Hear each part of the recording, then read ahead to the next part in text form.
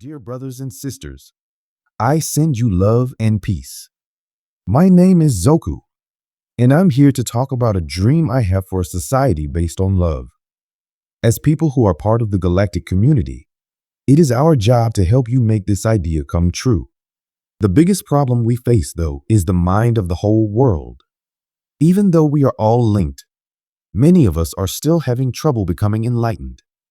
The liberation of Earth is connected to each person's path to enlightenment in the big picture of life. This is why we've been giving you a lot of messages that are all meant to help you become more self-aware. Today, we'll keep with this theme by asking you to think about what you really need. Before you do anything else, you need to be clear on what your real needs are. It is normal to have needs, even ones that are generally frowned upon, as long as they don't hurt other people. Ignoring these wants can cause them to build up in your subconscious, which can get in the way of your spiritual growth. It is important to know that not everyone will follow the rules that society sets. For example, living in a neighborhood that is safe and helpful is important for some people, but not for others. To meet your real wants, you must first be aware of what they are. The real wants of people are not always put first, which is a shame. Often, people's main needs aren't met, which makes them focus on secondary wants that they think will make them happy. For instance, wanting to be successful financially or be liked by others may hide deeper wants to connect and feel like you belong. In the same way, someone who is lonely and wants to be accepted might find comfort in politics. To fully understand what we want, we need to tell the difference between our basic needs and our extra wants. Society often changes how we see our wants, which can lead us astray. When people think that their safety and well-being rely on how strong their political beliefs are, they might start to value these beliefs more than real community. This can give people a false sense of safety and hide their real need for a caring and helpful group. When someone feels emotionally unsafe, they may find it hard to face truth because their minds put their mental health ahead of what makes sense. We can better meet our real needs if we understand this process. Emotional ties to certain points of view that keep people mentally healthy can become big obstacles to understanding. People may hold on to ideas even if they are not true when they are afraid for their safety. A lot of the time, resistance happens when these ideas are directly questioned. Building an atmosphere of love and kindness that makes people feel safe enough to face the truth is a better way to do things.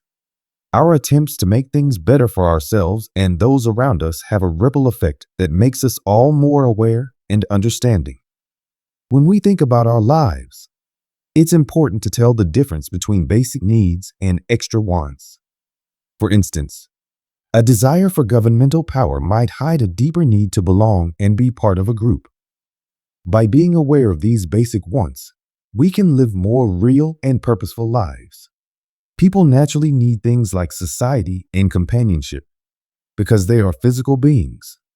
Not meeting these wants can hurt our mental health and spiritual growth. It's possible to make our lives more harmonious and balanced if we accept our true wants. Being social is an important part of being human. For many people, having a support system is very important for their mental and physical health. Self-love is important, but it's not always enough to meet the need for other people's support and company. You need to be aware of and meet these needs until you reach a higher state of awareness. Not taking care of your social needs can stop you from growing as a person and cause you mental pain. To live a full life, you need to see and care for these relationships. When people talk about spiritual things, they often talk less about their physical wants, like the need to eat or be close to someone. But these needs are basic parts of what it means to be human. For many, keeping their mental health in good shape means giving their bodies some pleasure every so often. Not meeting these needs can make you feel deprived and out of balance. Accepting and meeting our physical and emotional wants is a key part of being healthy overall. We can use these wants to help our spiritual growth when we recognize that they are part of what it means to be human. Not meeting your physical, emotional, or social wants can lead to inner conflict and stop your spiritual growth. It is very important to talk about these needs in an open and honest way. Being honest about what we want and taking time to think about ourselves are important parts of this process.